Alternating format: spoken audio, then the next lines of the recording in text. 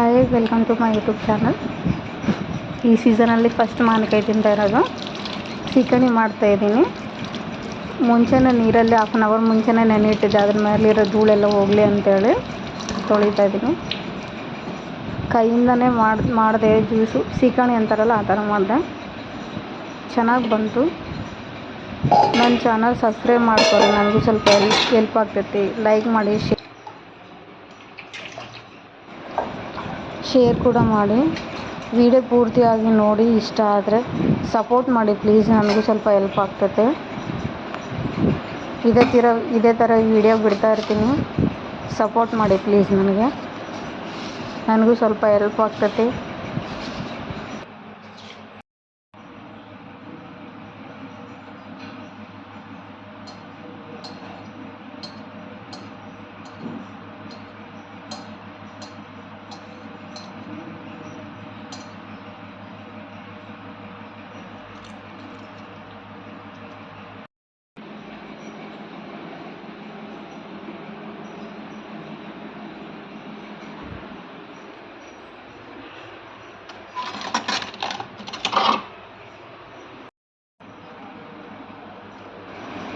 ಸೋಸ್ತಾ ಹಾಗೇನೂ ಕುಡಿಬೋದು, ಬಟ್ ನಾನು ಸೋಸ್ತಾ ಇದ್ದೀನಿ.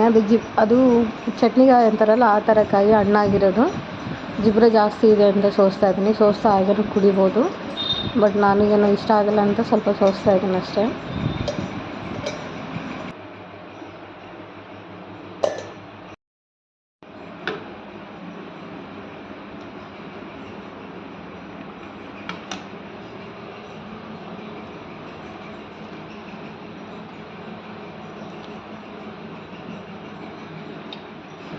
ಹಾಗೆ ಗ್ಯಾಸ್ ಕಟ್ಟಿನ ಕ್ಲೀನ್ ಮಾಡ್ತಾಯಿದ್ದೀನಿ. ಮಾವಿನ ಸ್ಮೆಲ್ಗೆ ನೊಣ ಬರೋದು ಜಾಸ್ತಿ ಅಲ್ವಾ, ಹಂಗೆ ಹಿಂದೆಲ್ಲ ಕ್ಲೀನ್ ಮಾಡಿದರೆ ಚಲೋ ಅಂತ ಹಂಗೆ ಕ್ಲೀನ್ ಮಾಡ್ತಾಯಿದ್ದೀನಿ.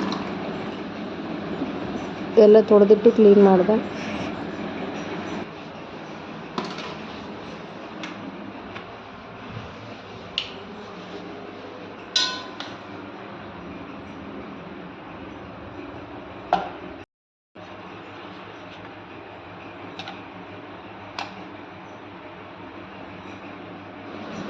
ಇದು ಚಪಾತಿಗೆ ಮತ್ತು ಅಕ್ಕಿ ರೊಟ್ಟಿ ಕೂಡ ಚಲೋ ಇರ್ತೈತೆ, ಬಟ್ ನಾನೇನು ಬಿಸಿಲು ಜಾಸ್ತಿ ಇದೆ ಅಂತ ಹಾಗೆ ಕುಡಿತಾ ಇರೋದು.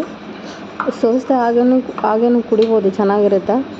ಏನೋ ನನಗೆ ಇಷ್ಟ ಆಗಿಲ್ಲ ಅಂತ ಸೋಸಿದ್ದೀನಿ ಅಷ್ಟೇ. ವಿಡಿಯೋ ಪೂರ್ತಿಯಾಗಿ ನೋಡಿ, ಇಷ್ಟ ಆದರೆ ಲೈಕ್ ಮಾಡಿ, ಶೇರ್ ಮಾಡಿ, ಸಪೋರ್ಟ್ ಮಾಡಿ ಪ್ಲೀಸ್. ಸಬ್ಸ್ಕ್ರೈಬ್ ಕೂಡ ಮಾಡಿ.